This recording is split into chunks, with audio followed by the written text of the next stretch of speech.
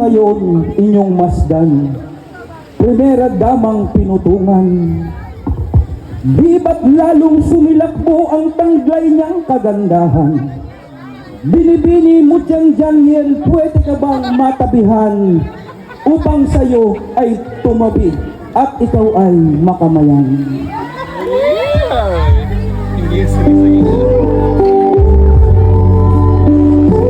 Okay bait ng tadhana sa tulad kong kapuspalad. Ang prinsesang sinasamba ngayon aking nakaharap.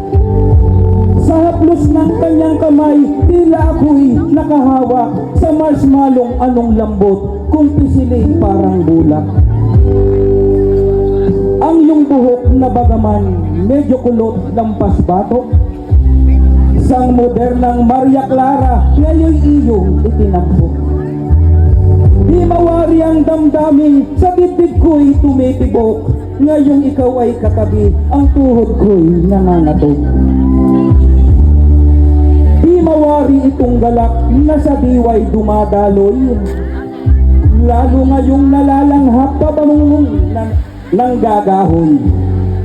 San man ako makarating magdusa may di tataghoy, basta tayo'y hawak kamay, mahulog man sa kumunoy. Ang hugis ng iyong mukha, di mawari, di malirit. Kung sino ba ang artistang sa ganda mo ay kahawig.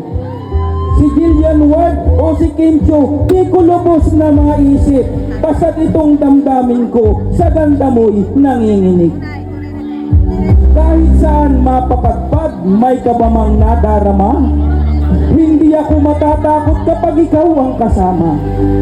Kahit ano ang hilingin sabihin mo kapag daka, wala akong dalawang isip, agad sa'yo'y tatalima. Dahil habang minamasdan, ang labi mong namumula, parang nais sa piling mo'y di na muling lumisan pa. Gangan nga lang at batid kong lahat ng ito'y pansamantala at darating ang sandaling di na kita makikita.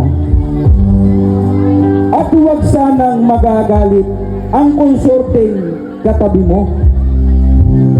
Kung sakalit mapangahas ang makatang katulad ko, dala lamang ng masiding paghanga sa prinsesang to.